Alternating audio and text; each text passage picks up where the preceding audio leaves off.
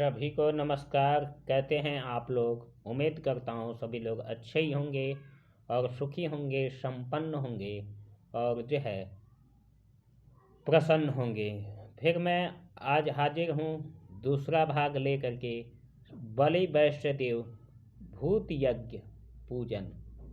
इसका हम दूसरा भाग लेकर के हाजिर हैं और आपको जो हमारी कुछ बाकी रह गई थी इसमें से उसको जो है आज आप सबके समक्ष रखेंगे और उसका जो है जानकारियाँ देंगे। उससे पहले जो है हम अपना परिचय दे दें। हम आपसे बात कर रहे हैं वैदिक पंडित प्रमोद कुमार दुबे, गोरखपुर मंडल, कुशीनगर, उत्तर प्रदेश से। हमारा संपर्क नंबर है 9891915431।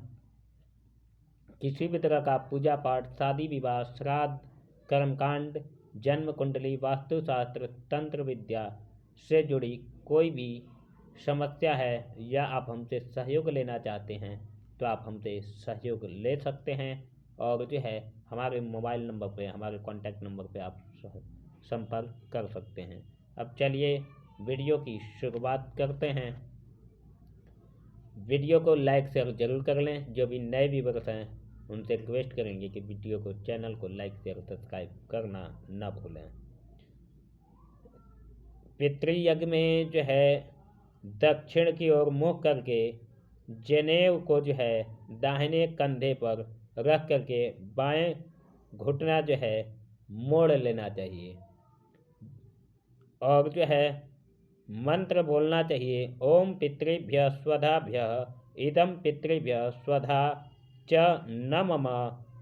इस तरह से निर्णोजन को जो है पूरब की ओर मुख करके सभ्य हो करके दाहिने घुटना टेकें। अन्न के पात्र को धो करके यह जल 19वें अंक की जगह पे निम्न मंत्र जो हम पहले बता चुके हैं उसी मंत्र के आधार पे इसको जो है करें। उसके बाद से जो है ओम यच्छै तत्ते निर्णय जन्म नमः इदम यमक्षणे च नमः। विशेष करके ध्यान दें कि जो है यह आप खरमास में और जो है पितृपक्ष जब चलता है तो इसमें अपने पूर्वजों का जो है पिंड दान की तरह जो अन्न दान करते हैं उसका प्रयोग उस समय आप कर सकते हैं। और वैसे दैनिक जीवन दिनचर्या में अगर जो है आप अपने गृहस्थ से निवृत्त हो गए हैं, वृद्धावस्था में है, तो ये कर्म आपके लिए सबसे ज़्यादा जरूरी और महत्वपूर्ण बन जाता है। तो उस समय विशेष करके करना चाहिए। फिर जो है मनुष्य यज्ञ आपको करना होता है। जनेऊ को कंठी कर उत्तराभिमुख हो करके 20वें जो हमने आपको पहले भाग में जो बताए हैं उसी के अनुसार ग्रास देना होता है अग्नि में और बोलना होता है ओम हंतते शनकादि मनुष्येभ्यो नमः इदम हंतते शनकादि मनुष्येभ्यो नमः। इस मंत्र को बोल करके अग्नि में जो है मनुष्य यज्ञ का ग्रास देना होता है। फिर उसके बाद से आता है ब्रह्म यज्ञ। ब्रह्म यज्ञ को जो है पूरब की ओर मुँह करके सभ्य हो करके पालथी मार करके 3 बार जो है गायत्री मंत्र का जाप करना होता है। अब चलिए जो है हम पंचबली विधि की जानकारी आपको दे देते हैं। जब गायत्री मंत्र का जब पूरा कर लेते हैं तो ब्रह्म यज्ञ पूरा हो जाता है। उसके बाद आता है पंचबली विधि संस्कार। इसमें गोबली पत्ते पर जो है मंडल के बाहर पश्चिम की ओर जो है जो हम आपको मंत्र बताएंगे उसे पढ़ते हुए सभ्य होकर के गोबली पत्ते पर देना चाहिए। यानी गौ के लिए अन्न जो है देना चाहिए। मंत्र है शौरेभ्यः सर्वहिता पवित्रता पुण्य राशयः प्रतिगृह्णन्तु मे ग्रामं गावत्रे लोक्यमातरः इदं गोभ्यो न मम। इस मंत्र को बोल करके गौ माता के लिए जो है अन्न ग्रास निकालना चाहिए। उसके बाद से स्वान बलि पत्ते पर जो है देना चाहिए। जनेऊ को कंठों पर जो है निम्नलिखित मंत्र के द्वारा जो हम आपको बताएंगे उस पे कुत्तों को भी बलि अवश्य देना चाहिए। द्वौ स्वानो श्याम स्वाम्बलो वैश्वः कुलोद्भवौ ताभ्यामन्नं प्रपक्ष्यामि स्याता मेतद्बहिर्षकौ इदं स्वभ्य न मम। फिर उसके बाद से जब हम कुत्ते के लिए अन्न निकाल लेते हैं तब जो है काक बलि कौवे के लिए बलि देते हैं। पृथ्वी पर जो है असभ्य हो करके निम्नलिखित पढ़ करके कौवों को जो है भूमि पर अन्न देना चाहिए। मंत्र है ओम इंद्रा वरुणा वायव्या याम्या वै नैऋत्यस्तथा वायसाः प्रतिगृह्णन्तु भूमौ पिण्डं मयोजितं म इदं मन्त्रं वायव्येभ्यो न मम। यह मंत्र पढ़ करके जमीन पे जो है काक के लिए जो है अन्न देना चाहिए। उसके बाद से देवादि देवताओं के लिए जो है बलि देना चाहिए। फिर सभ्य हो करके निम्नलिखित मंत्र पढ़ करके जो हम आपको मंत्र बताने जा रहे हैं उस मंत्र को पढ़ करके देवता आदि के लिए भी अन्न निकालना चाहिए। मंत्र है ओम देवा मनुष्यः पशवो वयांति सिद्धाः सव्यक्षोर्यदेत्याः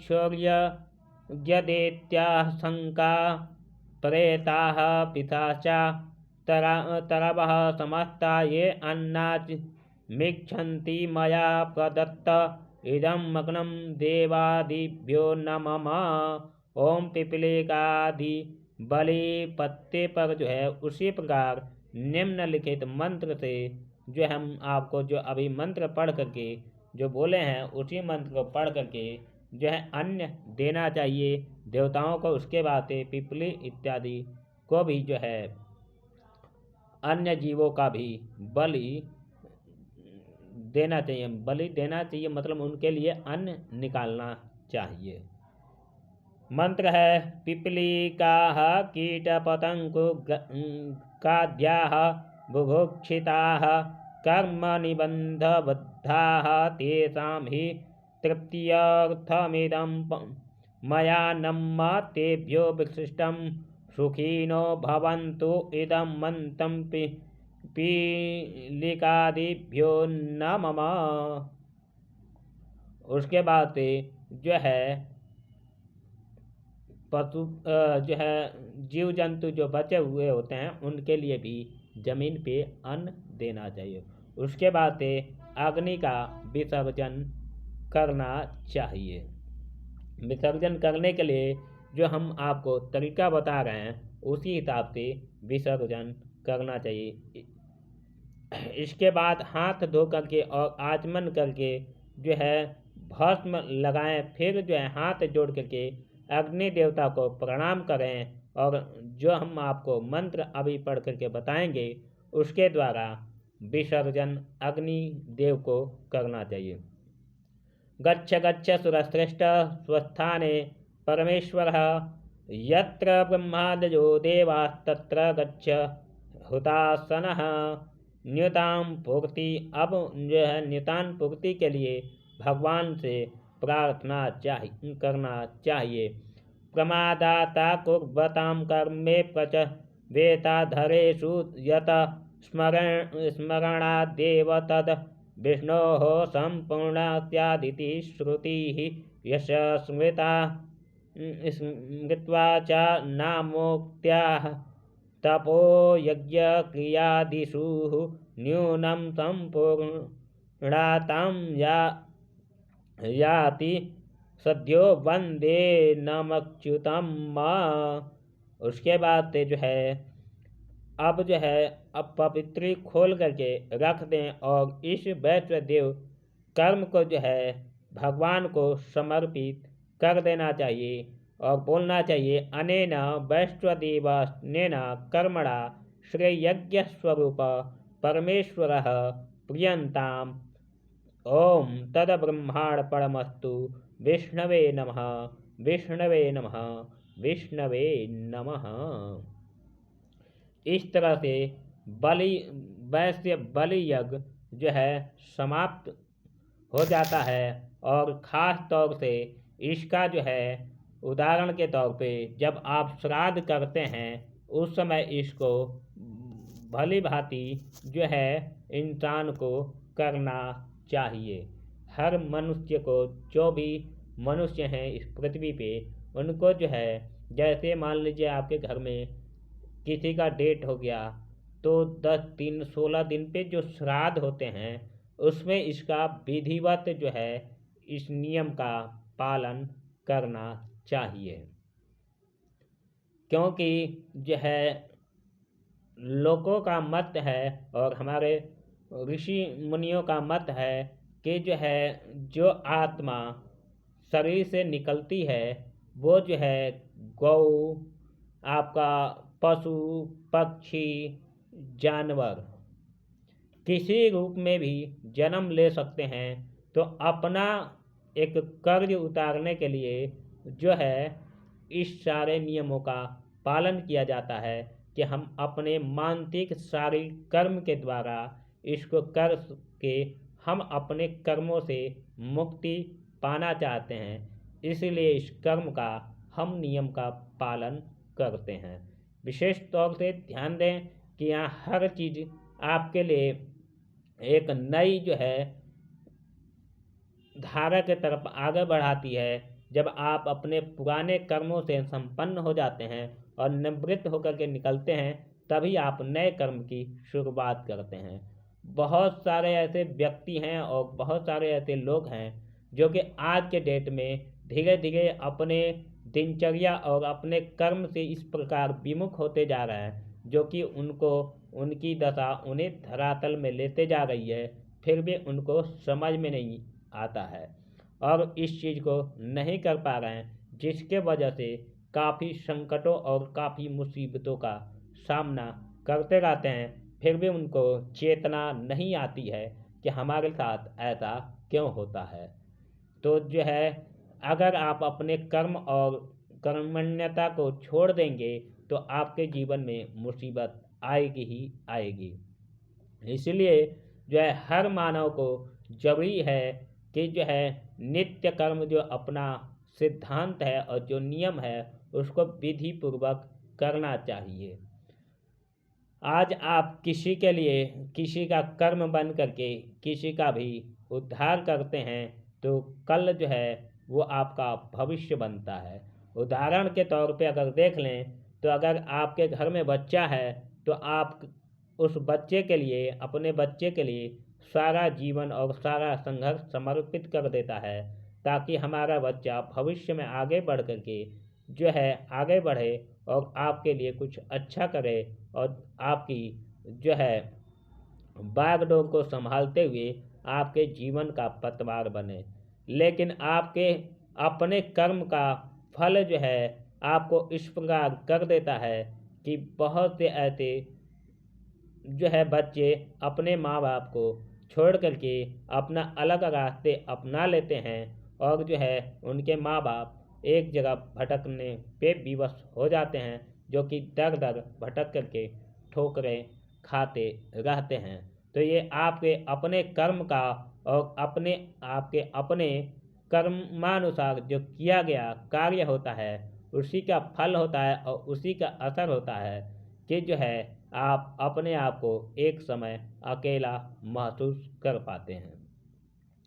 इसलिए सबसे ज़्यादा ज़रूरी है कि अपने नित्य कर्म के अनुसार ही चलें और आपका जो अपना नित्य कर्म है उसका पालन अवश्य करें, तो ही आपके लिए लाभदायक रहेगा और आपका जीवन सुखी संपन्नता से गुजरेगी। आज के लिए इस वीडियो में इतना ही। आप अपनी राय जरूर दीजिएगा कमेंट बॉक्स में, और वीडियो अच्छी लगे तो लाइक शेयर सब्सक्राइब जरूर कीजिएगा। चलते हैं, नमस्कार। फिर मिलेंगे थोड़ी ही देर में नई जानकारी नए वीडियो के साथ ही साथ। तब तक हमें दीजिए इजाज़त। नमस्कार।